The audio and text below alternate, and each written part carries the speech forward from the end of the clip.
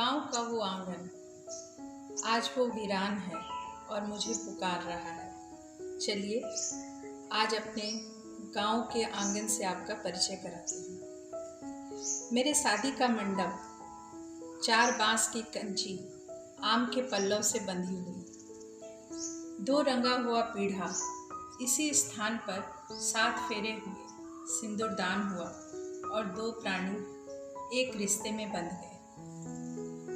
अगले दिन सुबह सुबह कच्ची धूप की रोशनी में दूध और धान से ढेर सारे लोगों का आशीर्वाद मिला और उसी आंगन से हम विदा हो गए नए घर के लिए। जाने समय कैसे आगे निकल गया।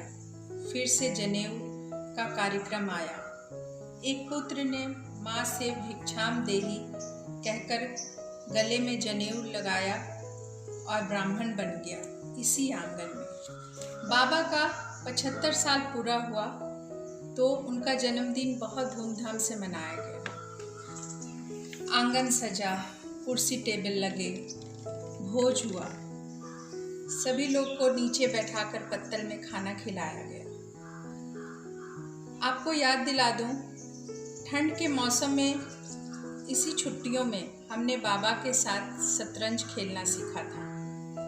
गर्मी की छुट्टियों में बेटे ने जिद किया नानी से मिलने जाने का। एक बार फिर आंगन गुलजार हो गया। हम भाई बहनें मिलकर आज एक बार फिर सफ़ेद धोती पर बरी, दनौरी, पापड़ और चिप्स सुखाने लगे। लटकुंडी में पानी भरकर कुएं पर ठंडे ठंडे पानी से सिर से नहाने का मज़ा ही कुछ और है। उसी आंगन में बालों को खोलकर सुखाना और माँ से कंघी करवाना।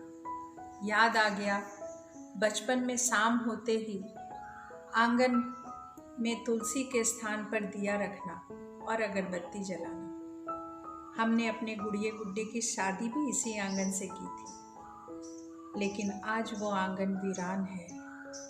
उसमें बड़े बड़े घास उगाए हैं। बरगद का पेड़ भी अब बड़ा हो गया है। अब आंगन में धूप भी नहीं आती।